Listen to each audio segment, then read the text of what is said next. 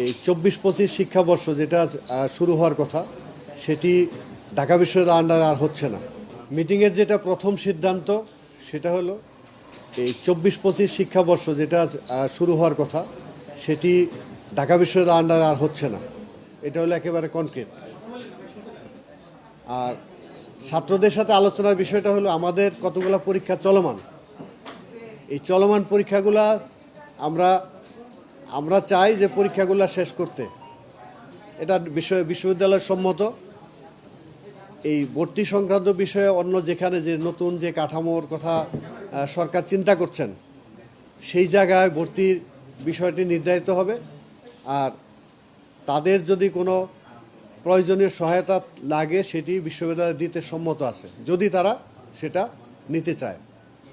আর চলমান পরীক্ষাগুলোকে আমরা চালাতে চাই, সেটা যদি ছাত্ররা সম্মত থাকে তাহলে এই ডেটগুলো ঠিক রেখে দু একটি পরীক্ষার তারিখ পরিবর্তন হয়েছে সেটিও আমরা অবস্থা দেখে ডেটগুলো নতুন করে দেওয়ার কথা বলেছি। আশা করি সেটা অচিরেই সম্ভব হবে যদি আমাদের পরীক্ষার্থীরা যদি এটাতে তাদের ভিন্ন কোনো মত না থাকে।